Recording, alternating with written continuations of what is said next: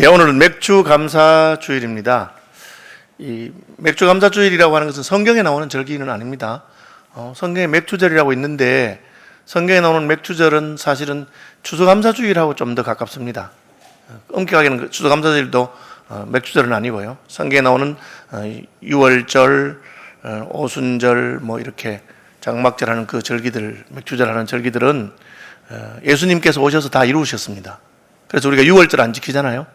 그죠? 오순절은 성령 강림절로 이렇게 지키긴 하지만 유월절을 지키는 건 아니고 우리가 순환주간에서 고난주간 뭐 그렇게 지키죠. 그렇게 그렇습니다. 그러니까 맥주 감사주일은 그 성경에 나오는 절기는 아닙니다. 그러면 성경에 나오는 절기 아닌 건 안 지키는가? 우리 성경에 안 나오는 절기도 우리가 많이 지킵니다. 어린이주일, 어버이주일, 무슨 종교개혁 기념주일, 뭐 군선교주일 뭐 이렇게 지키기도 하고요. 또 스승의 주일도 지키고 뭐 그렇게 합니다. 어떤 주일은 좀 이렇게 열심히 지키고 어떤 주일은 뭐 대충 지키기도 하고 그렇게 합니다. 그럼 맥주감사주일은 어떻게 해서 지켜야 됐느냐? 그것은 우리 한국의 상황하고 관계됩니다. 한국 교회가 이제 처음 복음이 들어왔을 때 우리나라가 가난한 나라거든요. 가난하고 또 못 살죠. 전 국민이 한 80% 이상의 농사를 지었습니다. 그러니까 1년에 농사 지어서 가을에 추수를 하면 그 추수한 것으로 먹고 살아야 되는데 국민의 대부분이 소작농이었기 때문에 1년 농사에도 그 소작료를 내고 나면 남는 게 별로 없어요. 그걸로 1년을 견디질 못합니다. 그래서 보통 뭐 가을에 추수해서 한 3월, 4월쯤 되면 먹을 게 없어요. 그러니까 산에 가서 들에 가서 나무를 캐서 나물로 죽을 끓여 먹기도 하고 또 소나무 껍질, 속껍질 벗겨서 그걸로 먹기도 하고 그야말로 겨우 그냥 안 굶어 죽으면 감사한 일이에요. 그런 중에서 제일 힘들 때가 언제냐면 보리추수 직전입니다. 그래서 보리추수가 뭐 6월달 뭐 이렇게 되면은 그때 참 힘들죠. 그래서 보릿고개란 말이 거기서 나왔습니다. 보리가 지금 익어가는데 아직까지 먹을 수는 없고 먹을 건 없고 그렇게 한 거죠. 그러다가 이제 보리추수가 되면 진짜 한시름을 놓는 거죠. 감사한 마음이 생깁니다. 올해도 우리 가족 가운데 굶어 죽지 않고 살아났구나. 그래서 뭐 농사 지으니까 보통 추수해서 교회 헌금을 하는데 뭐 교인들이 가난하니까 교회도 가난하죠. 그리고 사역자들도 가난합니다. 먹고 살 게 없죠. 그런 중에 이제 교인들이 보리 추수를 해서 뭐 보리쌀이라도 한 가마 하나, 두 가마 하나 혹은 한 마리, 두 마리라도 교회에 갖다 바치면 그분들의 헌금이고요. 그걸로 교회는 살아가고. 그러니까 맥주감사 주일이 되면 다들 기쁘고 감사한 마음으로 한 겁니다. 그래서 맥주감사 주일이 생긴 겁니다. 요즘은 굶어 죽는 사람 별로 없으니까 맥주감사 주일에 대해서 별로 시큰둥하죠. 뭐 그런 보릿고개도 없고 하니까. 그래도 나이 드신 분들은 그래도 참 하나님 은혜로 우리가 이날까지 살아온 게 감사하다. 전반기 6개월도 코로나고 여러 가지 어렵지만 그래도 하나님이 우리를 먹여주신 것을 생각하면 감사하다. 그런 마음이 있어요. 아마 저희 세대까지는 그런 마음이 있을 겁니다. 저도 그런 마음이 있고요. 그래서 마음이 좀 애틋해요. 저는 사실은 맥주감사절이든지 추수감사절이든지 하나님 특별히 헌금하고 싶은 마음이 생기고 감사하는 마음이 생기고 그렇게 합니다. 그래서 저는 제 나름대로 열심히 하려고 노력해요. 뭐 우리 교인들이니까 저는 맥주감사절 되면 100만 원 해요. 그래서 제 11조보다는 더 많이 해야 되겠다. 그런 마음을 해서 그렇게 해요. 늘. 그게 제 마음이죠. 그럼 아마 우리 다음 세대는 아마 그렇게 안 할 거예요. 지금 우리나라가 선진국 됐는데 선진국에서 태어났는데 뭐 먹는 거 걱정이 없으니까 그냥 뭐 추수감사절을 지킬 거고 아마 앞으로 맥주감사주일은 점점 약해지지 않을까 그런 생각을 저는 합니다. 어쨌든 한국의 전통에 있어서 지켜놓은 거고요. 다른 나라는 잘 안 지켜요. 미국 교회가 전통으로 세운 추수감사절, 미국은 그 종교의 자유를 위해서 대서양을 건너서 미국까지 갔잖아요. 그 가서 고생 죽도록 하고 살아남아서 그리고 겨우 농사 지어서 먹고 사니까 이분들이 감사한 마음으로 추수감사를 지키고 또 그 미국의 선교사들이 전 세계로 가니까 그 선교사님들한테 배워가지고 또 추수감사를 지키고 그렇게 해서 여러 나라가 지키는 그런 절기도 있어요. 그럼 한국의 맥주감사절은 제가 나가보니까 외국에는 뭐 다른 그렇게 지키는 데는 없어요. 한국만 지키는 거예요. 그럼 한국만 지키면 이게 뭐 특별히 잘못된 건 아니고 그냥 그것도 좋은 전통이에요. 우리가 성경에는 그렇게 없지만 그런 전통을 지키는 것들이 몇 개 있습니다. 이를테면은 한국 교인들은 술, 담배를 금하죠. 그래서 세례를 받으면 술, 담배 끈다고 그렇게 가르치고 그렇게 하잖아요. 근데 그게 잘 안 돼서 이제 뭐 집사가 되고 장로가 됐는데도 심지어 목사가 됐는데도 뭐 술, 담배 못 끊어서 그래가지고 좀 창피를 당하기도 하고 그렇게 하는 겁니다. 그런데 뭐 성경에 나오는 거는 그런 건 아니에요. 성경에는 그냥 술 취하지 말아라. 나시린은 술을 먹지 말아라. 뭐 그런 정도가 돼 있죠. 담배도 마찬가지입니다. 왜 그랬을까요? 역시 한국의 전통과 역사적인 문화적인 배경이 있는 겁니다. 그냥 뭐 서양 사람들은 보니까 술 먹어도 그래 주사가 별로 없어요. 그냥 만나서 맥주 한 컵 시켜놓고는 그냥 밤새도록 그냥 대화하면서 이야기하면서 그냥 기분 좋게 이야기해요. 우리로 말하면 커피 한 잔 놔놓고 이야기하는 거 비슷해요. 뭐 그런 정도 같으면 꼭 금해하지 않아도 되지 않겠나 그런 마음이 들 정도로 그렇게 합니다. 식사할 때 그냥 포도주 한 잔 하시고 그럴 정도죠. 한국 사람 어떻습니까? 끝장을 보죠. 예, 1차, 2차, 3차 끝장을 봐야 됩니다. 우리는 사람이 술 먹고 그 다음에 술이 술 먹고 나중에는 술이 사람 먹을 때까지 마실 때까지 그렇게 합니다. 뭐 그것만 해도 괜찮은데 그 다음에 주사가 심해요. 술 먹고 그냥 집에 가서 왜 마누라는 패는지 모르겠어. 마시고 싶으면 마누라 데리고 가서 같이 둘이 마실 건데 그냥 따로 마셨다가 집에 가서 집에 멀쩡히 있는 마누라 패고 애들 패고 집합시키고 막 그렇게 뭐 그 정도도 괜찮은데 주색잡기라고 들어보셨죠? 술만 마시는 거 아니에요. 술 먹고 나면 꼭 여자를 찾고 주색이잖아. 그 다음에 잡기, 도박을 해요. 그래서 패가 망신해요. 선교사들이 와보니까 한국이 무슨 조선 말기 식민지 치하에서 무슨 소망도 없고 하니까 마음이 괴롭고 술이나 마시는 거야. 돈 있으면 더 마시고 있는 대로 다 마시고 그리고는 주색 잡게 하고 그래서 집안이 망하고 그래서 예수 믿는 사람이라도 이래서는 안 되겠다. 그래서 성경에서도 술 취하지 말라 했으니까 술 마시지 마라. 아예 근처에도 가지 마라. 왜? 이게 마시던 사람이 한 잔만 마시면 그 다음엔 또 돌아가기 때문에. 영국의 알코올 중독을 이렇게 치료하는 그런 단체였던 구세군은 알코올 중독자에게 전도만 했습니다. 그분들은 성찬식 때도 포도주 안 줘요. 왜? 알코올 중독자는 다시 한번 성찬식 포도주 마셔도 원래로 돌아가 버린대. 그래서 성찬식 때도 그냥 알코올 뺀 주스, 그냥 포도 주스로 그냥 하도록 그렇게 하거나 구세군 아예 포도주는 안 주고 떡만 먹어라. 그렇게 합니다. 그런 전통이 생긴 거죠. 그러니까 그게 뭐 꼭 나쁜 건 꼭 뭐 성경에 명은 아니지만 뭐 좋은 전통이라고 할 수 있어요. 그 덕에 그래도 한국 교인들은 술, 담배 잘 안 한다 하고 한국 교인들 중에서 술, 담배 하면 아이고 넌 좀 날라리구나 뭐 이런 식으로 서양 사람들이 그렇게 보는 전통이 생겨난 겁니다. 제가 요즘 우리 새벽기도 때 예레미야 사고 있는데 예레미야 35장에 보면은 그 겐 족속 나오잖아요. 겐 족속 중에서 레갑 족속 겐 후에 레갑 족속들이 포도주를 안 마셔요. 포도주는 예수님도 마셨는데 왜 안 마시느냐? 나시린들은 안 마셔요. 자기들은 나시린은 아니지만 우리는 나시린처럼 그렇게 살겠다는 게 있고요. 장막에 살아요. 이스라엘 백성들 장막에 살 필요 없습니다. 1년에 일주일만 초막절에는 장막에 살면 돼요. 평소에는 집에 살면 돼요. 그러나 그 사람들은 장막에 살면서 나그네 인생으로서 살아라. 뭐 그렇게 해요. 하나님께서 그분들 칭찬하시고 봐라 저 사람들 저렇게 사는데 너희 뭐 아느냐 그렇게 말씀한 것도 있어요. 그래서 한국 교회를 보고 다른 서양 교회가 부러워하는 건 몇 가지 있습니다. 한국 교인들은 술, 담배 안 하고 한국 교인들은 11조 생활 열심히 하고 한국 교인들은 새벽기도 하고 새벽기도도 뭐 성경에 꼭 해라고 그렇게 명령하시는 아니거든요. 뭐 물론 예수님이 새벽에 기도하셨지만 모여서 예배하거나 않고 집에서 그냥 개인 큐티 하듯이 그렇게 해도 되는 거예요. 어쨌든 맥주 감사절은 아마 저는 앞으로 얼마나 갈지는 모르겠어요. 그렇지만 한국 교회는 이 맥주 감사를 지키면서 은혜도 많이 받았고 진짜 가난한 시절에는 교회 목사님 뭐 교회 헌금이 들어야 먹고 사는데 그래도 보리 추수했다고 뭐 쌀 추수에 비하면 못한 거지만 그러나 보리 추수했다고 다 추수한 것 중에서는 가져와서 교회 양식을 주면 그러면 보리쌀이라도 있으면 이제 가을 추수 때까지는 가는 거죠. 그렇게 한 귀한 전통에서 온 것입니다. 지난주가 이제 골로새서 계속 우리가 보고 있는 중에 있으니까 제가 이제 이 골로새서에는 그러면 맥주 감사절 이야기는 있을까 찾아보니까 감사에 대한 이야기는 많이 있어요. 자그마치 7번이 나옵니다. 골로새서가 4장인데 1장에 한 번, 1장에 2번, 2장에 한 번, 3장에 3번, 4장에 한 번이더라고요. 그래서 찾아봤어요. 찾아보니까 참 좋은 말씀이에요. 4장 같은 경우는 골로새서 4장 2절에 기도를 항상 힘쓰고 기도에 감사함으로 깨어있어라. 이 말씀 참 좋더라고요. 제가 처음에는 4장 이 말씀으로 설교하려고 딱 보니까 했어 제가 5년 전에 추수감사절을 했더라고요. 그때는 아마 추수감사절 본문이 이거였는가 봐요. 그래서 제가 참 그리고 한번 들어봤죠. 제가 무슨 설교했는지 보니까 뭐 내용 뭐 그만한데 얼굴이 훨씬 젊어 보이더라고요. 저는 들었습니다. 참 좋잖아요. 깨어서 기도에 감사함으로 깨어있어라. 그거 참 좋은 말씀이에요. 근데 바울이 지금 골로새서 쓸 때 어떤 행편인지 아시잖아요. 감옥에 갇혀 있어요. 감옥에 있으면서 감사해란 말을 7번 했어요. 1장에 2번 나옵니다. 한 번은 나는 감옥에 있지만 감사한다는 뜻이에요. 3절 우리가 너희를 위하여 기도할 때마다 하나님 곧 우리 주 예수 그리스도의 아버지께 감사하노라. 아니, 바울은 자기 감사하다 그랬어요. 감사. 우리 주 예수 그리스도의 아버지께 감사한다고. 감옥에 있는데도 감사해요. 왜? 기도하면 감사가 넘치기 때문에. 여러분, 이것이 바로 은혜 받은 증거입니다. 여러분, 하나님 앞에 서면 감사가 넘칩니까? 기도하면 감사가 넘칩니까? 아니면 기도하면 불평불만이 가득합니까?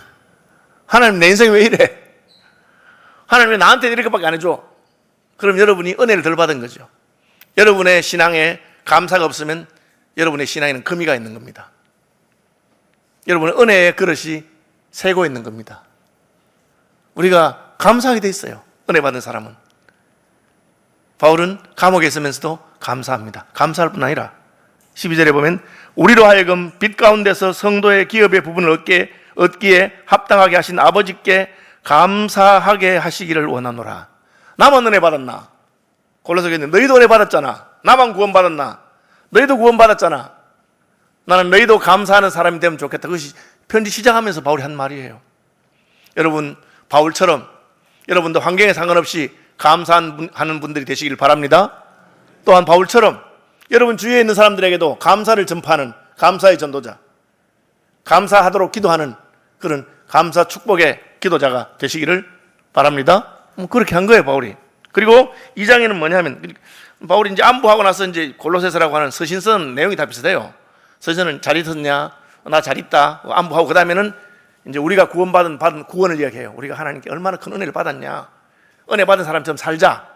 구원받은 사람처럼 살자. 그런 내용이에요. 그러면서 2장에도 이렇게 말합니다. 2장 7절에 감사가 나오는데 그 안에 뿌리를 박으며 세움을 입어 교훈을 받은 대로 믿음에 굳게 서서 감사함을 넘치게 하라. 너 구원받았잖아. 예수 믿었잖아. 그러면 제대로 믿어라. 그 말이에요. 제대로 믿는 증거는 뭐냐? 감사가 넘치는 것입니다. 여러분 삶에 하나님께로부터 말미암은 뭐가 넘쳐야 나야 돼요.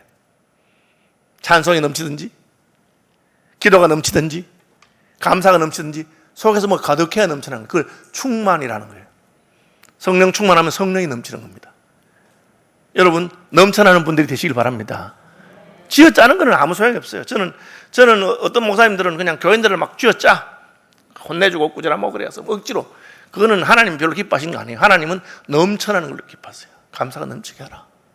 그죠? 조금 전에 이제 2부에 마치고 우리가 재직했잖아요. 재직에 보고 받으면서 은혜를 많이 받았어요. 이 코로나 중에도 우리 교인들이 11조가 더 늘어나고 감사한금이 늘어났어요. 주일헌금은 줄었더라고요. 왜냐하면 주일날 오시는 분들이 적으니까. 그러나 11조가 감사금 늘었고 작년 대비해서 한 20%가량 헌금이 늘었어요. 코로나 전으로 거의 돌아간 거예요. 너무 감사하더라고요. 제가 먼저 헌금하라 했습니까? 저는 그런 말 하지 않습니다. 왜? 목사 말 듣고 잔소리 듣고 억지로 하는 것은 하나님도 안 받으시는 거죠.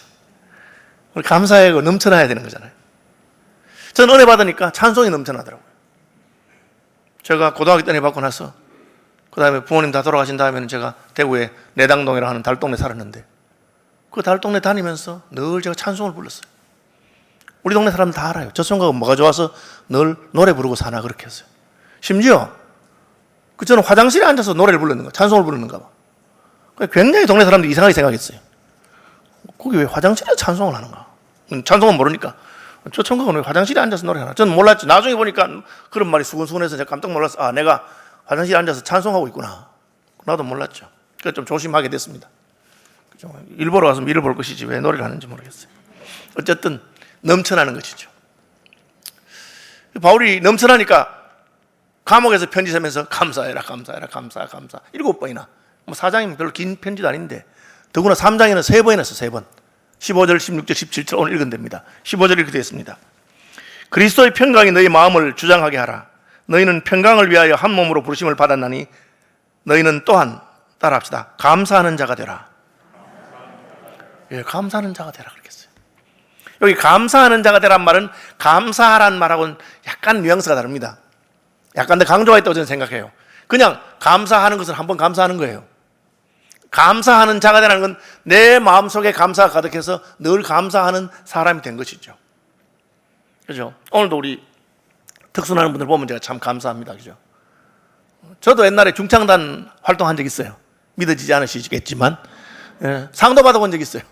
한때 고등학교 때 제가 어떻게 상 받았냐? 저는 제일 뭐랍니까?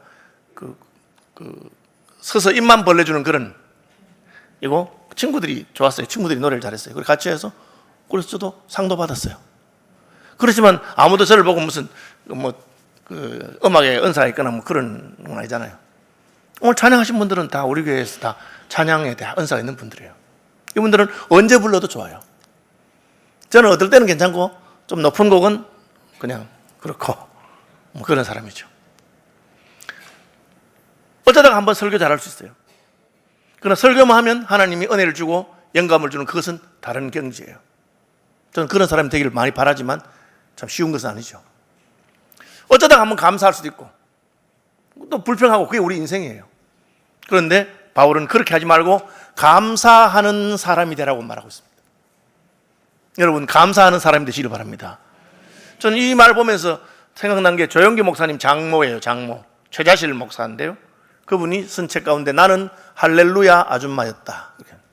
자기 별명이 할렐루야 아줌마예요. 어쩌다 한번 할렐루야 한다고 할렐루야 아줌마가 되겠어요? 그 아줌마가 할렐루야 아줌마가 된 것은 입만 벌렸다 하면 할렐루야부터 먼저 나오니까 그 저절로 되겠습니까? 인생 살아가는데 좋은 일만 있겠습니까? 힘든 일도 안 많았겠어요? 자기 사위된 조영기 목사를 신학교에서 만났대요. 신학교 동창이 그래요. 그럼 마음에 들어서 자기 딸을 준 거예요. 근데 뭐 폐병 걸린 사람이었고 죽어도 살아났고 빼짝 말랐고 그런 사람이었는데 같이 공부하면서 같이 개척했어요. 사회와 같이. 그러니까 뭐 개척교회 하고 힘들고 어려운 일이 많았겠죠. 그런데도 그분은 입만 벌리면 할렐루야입니다. 왜? 마음속에 할렐루야가 가득하기 때문에 마음에 가득한 것이 입으로 나오는 것입니다. 여러분 감사하는 사람이 되시길 바랍니다. 저분이 불평하는 걸 내가 본 적이 없다. 저분은 입만 열면 감사한다. 그게 감사하는 사람이죠. 기쁠 때도 감사하고 슬플 때도 감사하고 이해가 안 되는 순간에도 감사하고 바울이 그것을 말하고 있습니다. 어떻게 우리는 감사하는 사람이 될 수 있습니까? 골로새서의 내용을 보면 알 수 있어요. 바울이 되도 안 하는 이야기를 억지로 시키는 사람 아니에요. 감사하면 안 되는데 감사하도록. 저는 그런 사람들 봤어요. 저기 북한 주민들. 야, 뭐 그렇게 살면서 자기가 북한이 무슨 낙원이라 하면서 막 감사하고 뭐 이렇게 제가 정신 좀 차리라 싶더라고. 최근에 무슨 우리 뭐 김정은 동지가 무슨 살이 좀 빠졌다고 140kg에서 120kg 됐는지 100kg 됐는지 불쌍하다 하면서 지도자 동지가 너무 불쌍해요. 그래서 제가 참 미쳤나. 그걸 빼도 100kg, 120kg예요. 제가 늘 보면서 위로를 받는 사람이잖아요. 약간 턱이 약간 이렇게 약간 빠졌더라. 빠지긴 빠졌어. 근데 뭐 그걸 보고 우리 지도자 그런 세뇌나 그걸 말하는 게 아니에요. 감사할 것도 없는데 억지로 감사하는 척하고 뭐 그렇게 굶어주고 가면서도 우리는 뭐 인민의 낙원이라고 그런 식으로 말하는 것도 아닙니다. 바울은 분명한 확신이 있고 분명한 이유가 있습니다. 그 이유가 무엇입니까? 1절에 나오죠. 그러므로 너희가 그리스도와 함께 다시 살리심을 받았으면 죽었다 살아났다는 거예요. 안 죽었는데 예수 믿고 나니까 내가 죽은 것을 깨닫게 됩니다. 너희의 허물과 죄로 죽었다. 너희의 허물과 죄로 죽었던 너희를 살리셨도다. 내가 이때까지 죽어 있었구나. 이게 사는 게 아니었구나. 마치 그 김현희가 칼기 폭군 김현희가 한국 와서 보고는 정신이 번쩍 드는 것처럼 이렇게 사는 사람도 있었구나. 탈북자가 한국 와서 제일 충격받은 게 뭡니까? 대통령 욕하는 거잖아, 국민들이. 우리나라 대통령 치고 욕 안 하다 먹은 대통령이 없어요. 그럼 남한에 오면 제일 충격받은 게 이건 떠나게는 아무나 대통령 욕하는 거야. 너무 충격받아. 북한에서 만약에 욕을 했으면 뭐 어떻게 되겠어요? 그게 뭡니까? 그게 자유잖아, 자유. 충격을 받죠. 우리는 뭐 욕합니다. 실컷 합니다. 뭐. 박 대통령 욕하고 문 대통령 욕하고 다 하죠. 왜 내 마음에 안 드니까? 죄송합니다. 예수 믿는 사람들은 욕하지 마십시오. 기도하십시오. 그런데 어쨌든 뭐 그런 거예요. 감사할 이유가 있습니다. 왜? 죽었다가 살아났으니까. 나 이제 주님의 새 생명 얻은 몸. 여러분 예수 믿어서 여러분이 죽은 자 가운데서 살아난 것을 믿으시기 바랍니다. 그걸 믿으면 진짜 감사하죠. 얼마 전에 우리 삼성그룹의 이건희 회장님 돌아가셨잖아요. 만약 살릴 수 있었으면 얼마쯤 낼까요? 여러분 한번 생각해 보세요. 그분이 다시 건강을 찾을 수 있다면 뭐 1, 200억은 말도 안 하겠죠. 몇 조를 내라도 낼 거야. 그죠? 그 뭡니까? 그 상속세만 몇 조를 냈으니까. 안 죽고 살 수 있으면 어떻게 해요? 죽었다가 다시 살아났어요. 바울은 그걸 알고 있습니다. 내가 예수님과 함께 죽었다가 다시 살아났다. 말할 수 없는 감사가 있고, 그래 저절로 감사하는 사람이 되는 것입니다. 3절에도 나옵니다. 이는 너희가 죽었고 너희 생명이 그리스도와 함께 하나님 안에서 감추어졌습니다. 이게 무슨 말이냐? 우리가 원래 죽었는데, 마귀로 말미암아 죽었는데, 마귀는 우리를 죽이고 싶어서 생명나무를 못 찾아게 하려고 아담 하와를 넘어뜨리고 범죄하게 했는데, 하나님이 살렸어요. 살려놓으면 또 마귀가 가만히 있겠어요? 또 죽이고 싶어서 우는 사자와 같이 삼킬 잘 찾습니다. 그런데 이번에는 하나님께서 우리의 생명을 그리스도와 함께 하나님 안에 감추어 두었어. 이제 못 뺏어가. 이제 우리 생명은 하나님 안에 감춰져 있기 때문에 하나님한테서 그 생명을 빼앗아오려면 하나님한테 이겨야 되는데, 하나님한테 이기는 자가 누가 있습니까? 그러니까 우리가 새로 얻은 생명은 영원한 생명인 것을 믿으시길 바랍니다. 마귀가 빼앗아가지 못해. 이제 다시 살았어. 그래서 감사하는 겁니다. 죽었다가 살았습니다. 다시 살았죠. 감사합니다. 뭐 죽었다가 10년만 다시 살아도 10년만 살아도 얼마나 감사한지 몰라요. 저희 아버님이 그러셨죠. 제가 아주 어릴 때, 지금 생각하면 그게 이제 간암이죠. 술을 쉬고 피를 토하고 친구들 의사들이 많아서 참 우리나라에서는 그래도 실력 있는 의사를 다 했는데 안 되는 거예요. 그래서 마지막에는 이제 교회에 광고를 해서 전 교회가 기도하고 하나님 생명을 좀 연장시켜달라고, 그래서 10년을 더 사시다가 가셨어요. 그래서 참 감사하죠. 저는 참 감사하게 생각합니다. 그죠? 그만하셔도 너무 감사한 거죠. 그런데 우리는 영원한 생명을 주신 것입니다. 저도 그걸 생각하면 힘들고 어려운 일 있을 때도 늘 마음이 달라요. 마음이 따뜻해져요. 왜? 그러다 난 구원은 받지 않았나? 예수 믿어서 구원받지 않았는가? 그래서 감사하는 것입니다. 우리 왜 감사합니까? 그리스도께서 우리를 위해서 하신 일, 과거에 이미 일어난 일, 역사적인 구원 때문에 감사하는 것입니다. 이걸 아는 사람들은 감사하게 되어 있습니다. 그러니까 바울이 교회에 편지할 때마다 늘 그렇게, 나는 감사하다, 너희도 감사해라. 왜? 나도 구원받았고 너희도 구원받지 않았냐? 여러분, 예수 믿어서 복 받는 것이 아니라고 말씀드렸죠? 예수 믿는 것 자체가 복입니다. 예수 믿어서 복 받는 것이 아니라 예수 믿은 것이 복입니다. 왜? 예수 믿어서 새 생명 얻었기 때문에.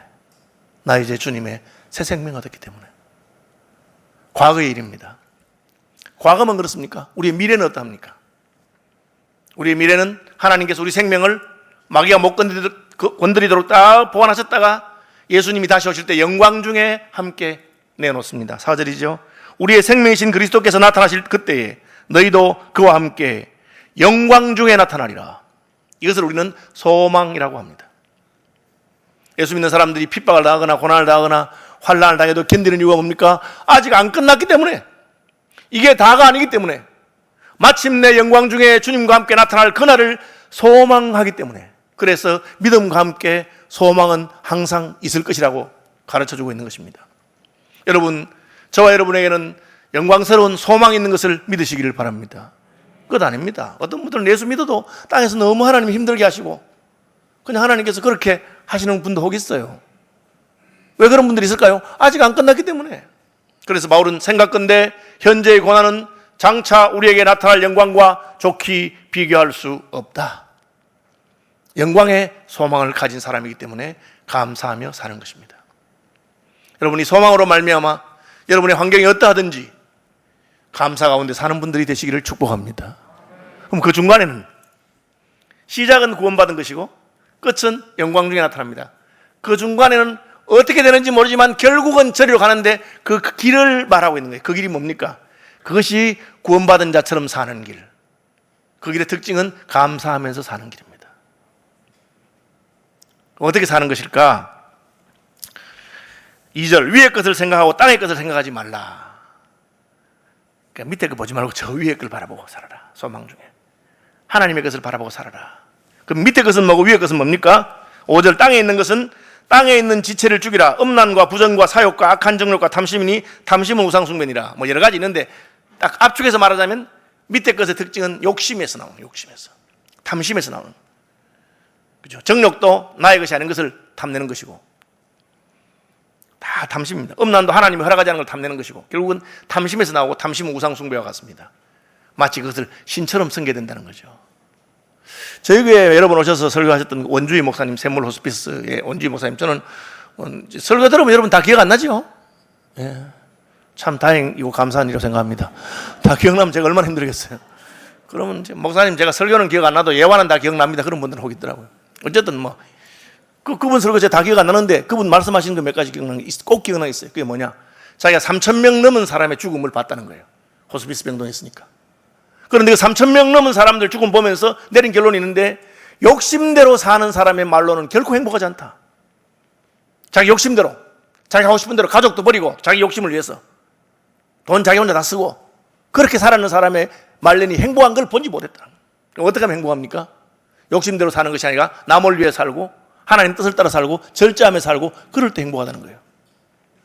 땅에 있는 것이 뭡니까? 욕심대로 살아라. 하고 싶은 대로 해라. 하나님이 허락 안 해도 해라 하는 거죠. 선악과 하나님 따먹지 말라 해도 따먹어라. 왜? 눈앞에 있는데 왜 못 따먹느냐 그 말입니다.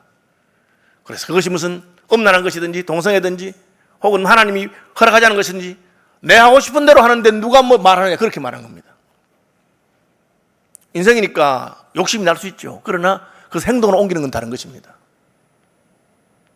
남편이라도 빼고 싶은 마음이 생길 수 있죠. 그러나 그것을 행동으로 옮기는 건 다른 겁니다. 그렇게 하지 말아라. 그것이 우리가 감사하고 기뻐하며 사는 삶이다. 그거 보지 말고 위의 것을 봐라. 사명을 보라는 거죠.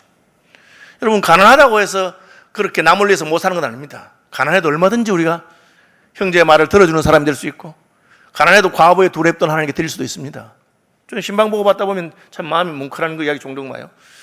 이제 우리 청년들 맡은 교육자가 신방 보고 하면서, 신방하는 청년이 이렇게 고개 난 돈 헌금 5만 원짜리 하나 하고 1만 원짜리 5개 헌금 하더라는 거예요. 자기 생각할 때 꽤 힘들고 어려운데 서울에 와서 그 자취하고 있는데 얘한테 내가 이 헌금 받아야겠네 싶은 정도로 마음이 들더라고요. 그럼 우리가 어떻게 하겠어요? 더 축복하는 마음이 생겨 하나님 복을 주시라고. 여러분, 이건 가난과 부의 문제가 아닙니다. 욕심의 문제죠. 있는 대로 다 끌어서 날 위해 살아야 되는 그런 사람은 남을 위해서 쓰지 못합니다. 그리고 그런 생애는 행복하지 않고, 그런 사람은 감사할 수가 없습니다. 가지면 어떻게 되는지 아세요? 더 가지고 싶습니다. 왜?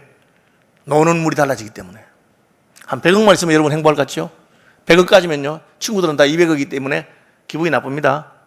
1000억 가지면 친구들은 다 2000억이기 때문에 만족감이 없습니다. 결코 땅에 있는 것이 우리를 만족하게 하지 못합니다. 땅에 있는 것에 욕심을 부리는 상황에서는 우리는 감사하는 삶을 살지 못합니다. 위의 것을 추구할 때, 가난하고 어려워도 하나님의 나라와 의를 구할 때 우리에게는 감사가 넘치게 되는 것입니다. 두 번째는 말입니다. 말. 너희 입에 부끄러운 말이라. 악의와 비방과 너희 입에 부끄러운 말이라. 분함과 노여움과 너희가 서로 거짓말하지 말라. 이 말이라고 하는 것은 우리 마음에 있는 것이 나오는 것인데, 우리 마음속에 좋은 게 별로 없어요. 그러니까 우리의 마음에 있는 것을 그냥 내보내면 안 돼. 반드시 입에 파수꾼을 세워가지고 한번 정리해서 내보내야 돼요. 또 반대로 이 말을 잘하면 말이 마음으로 움직여요. 말과 마음은 연결되어 있어요. 이 혀는 작은 것이지만 온몸으로 움직입니다. 그러니까 우리가 말할 때 하나님이 기뻐하는 말, 감사하는 말, 칭찬하는 말, 격려하는 말, 찬송하는 말 하면은 우리는 점점 거룩한 사람이 되고, 그냥 마음에 있는 대로 막 나와버리면 우리 마음속에 있는 더러운 것이 나와요. 그죠? 불의와 탐욕과 그리고 시기와 질투와 형제를 원망하는 것과 불평불만이 나와요. 그러면 우리는 망하는 길이에요.